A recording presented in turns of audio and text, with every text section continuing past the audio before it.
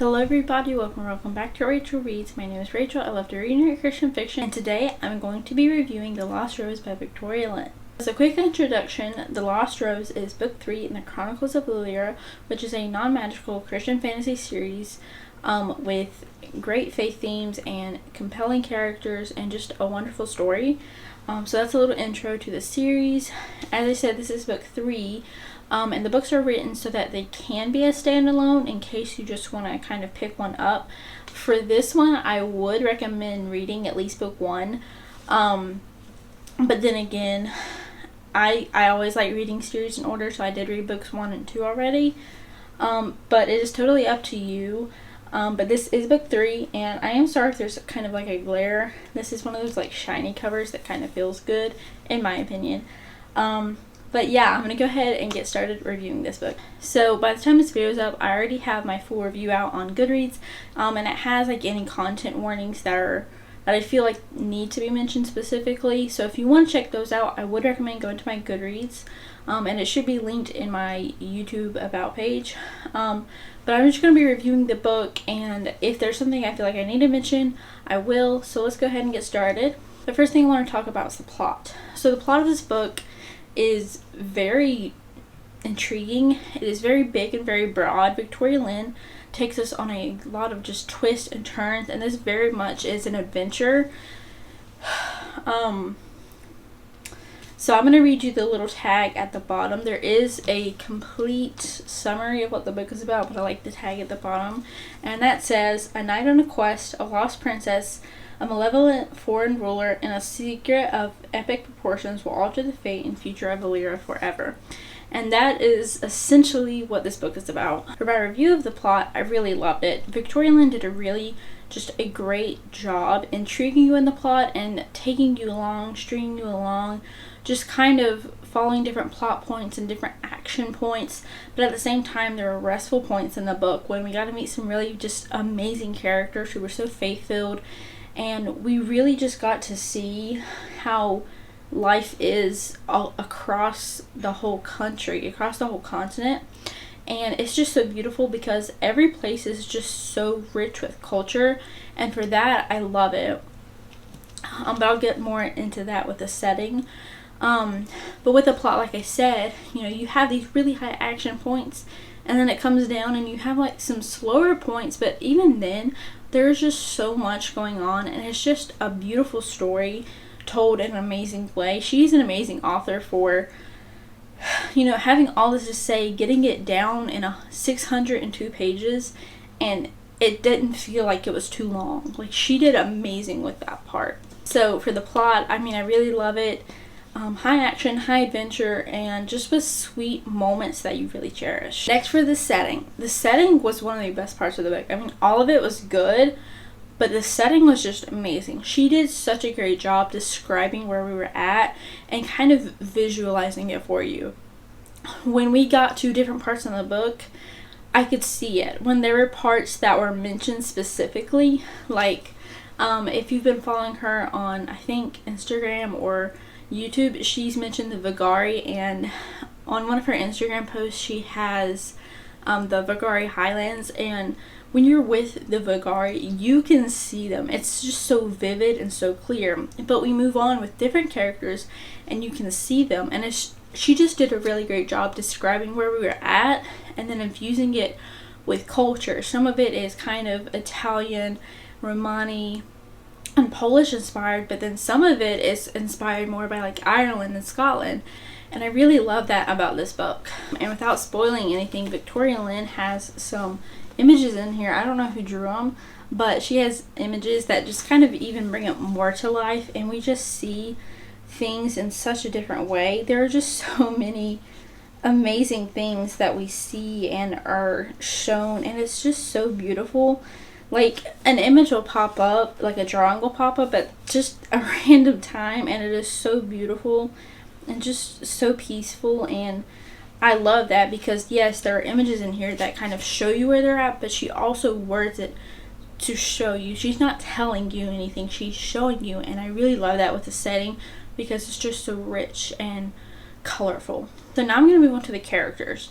there are some groups of people who are inspired by Irish and Scottish, and they were just a lot of fun to see. They were very rambunctious and just full of energy and lifeful, but they had just great faith, and I really enjoyed seeing that. Another thing, like I said, there was a kind of Italian and Polish group. They were my favorite. I loved the scenes with them because they were just so bright and so bold and so colorful, and I loved spending time with them. We didn't get too much, but I loved every single second we got with them in the mentions and different things like that. I just love it. With the villain of this book, again, I'm not going to spoil anything. This is spoiler free. But with the villain of this book, something kind of shocked me. It was a twist, and I was like, wait, what? So that was pretty cool. I'm hoping she kind of develops that more in book 4 and 5, and I kind of want to see how that wraps up. I'm sure she will, because she's really good at doing that, but very interesting, and I must know, like, so intriguing. Now with some of the more main characters. So we do follow, like I said, a lost princess, and very Rapunzel inspired. I love those moments. So that character is Rosalie, who is on the front.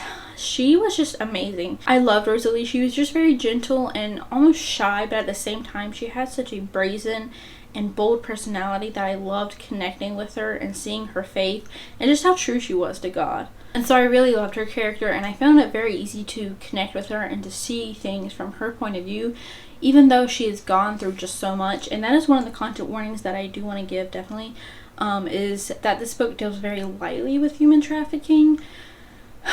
Again, I won't spoil anything, but this one is not as detailed as book 2, I would say, and not that book 2 was overly detailed in any way, but this one is kind of a lighter touch on it, but it's still there. So I really enjoyed seeing that and just seeing the truths behind that. Very good. For another character, the Knight on the Quest was just amazing. His character was just amazing because he had gone through so much, and there was just so much to his life. I don't know, there's just so much about him that I love, and he was just a great character to connect to and to see things from his point of view and to see his struggles, but also to see his faith grow and to see his hope grow. And I loved that about him. He had faith in God, but it was real, and it wasn't always, oh yeah, God's always going to take care of us. He knew loss and he knew hurt, but he knew God, and that's what mattered more to him, and I loved that. There is part of it that takes place 14 years in the past, and that was just really interesting to see. And the character that we follow, I can't say anything because that's spoilers, but Victoria Lynn, that broke my heart. I was so heartbroken. I was crying, like not just little tears, no, I was full on crying. Not gonna say anything more, but it hurt, and it was beautiful, and there was hope at the end. It still hurts though, just saying. And now for some more kind of like minor characters that I still love, we get to see one of my favorite characters from this series, and it's probably not who most people think it is, because it isn't. Most people love a certain character, and it's not that character, it's someone else. But I love seeing that character, so yeah, I loved it. There's this one lady we meet towards the beginning of the book, and she was just a delight. I love some of the characters that Rosalie and Malcolm met on their journey that weren't just part of people groups, but that were almost like Rosalie. That was just so interesting to see, and as much as I would love a follow-up with them, I know that's probably not going to happen because there's other books to be written, but I still love it. So I hope that kind of covers everything with the characters and the plot and the setting. If you want to ask any spoiler-free questions down below, let me know. And if you've read this book already, which I think it's been out for about 5 days, if you read the book, comment down below like a string of emojis that is how your reaction was. I did that on my Goodreads review, and it was hectic, but there was a lot of emojis that didn't perfectly describe how I feel, but did close enough for, a phone. But yeah, so there's not much more to say about this book. I highly recommend reading it. I know books 1 and 2 are on Kindle Unlimited, so if you have that, I would recommend reading those two before this one. just a personal opinion.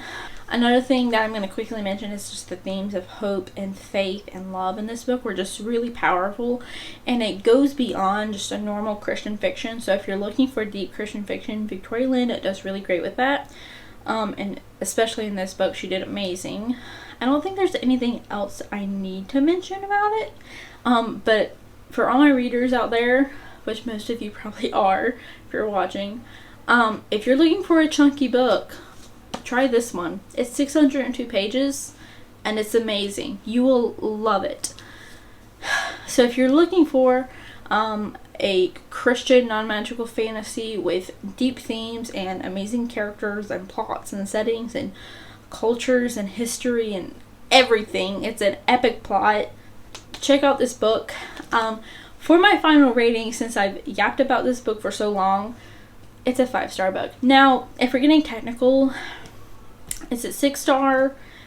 Yes. Because it just kind of fills every need I have. Like, it has amazing plot points. It has amazing characters. It has emotional depth to it. It's big and chunky like I like. Now, if I had to say my favorite out of this series so far, I feel like I'd have to reread books 1 and 2. I think book 2 may still be my favorite, but if not, it has to be this one. But book 1, see, that's the problem with this series. They're all so good. But if you're looking for any more content details, or maybe something I don't mention in this video, but that's going to be my Goodreads review, you can go check it out there. Make sure you go buy this book. It's amazing. Just saying. So that's all for today's video. Thank you guys so much for watching. I hope God blesses you today. I do my best to post Tuesdays at 12:30. Go read this book, and I'll see you next time. Bye!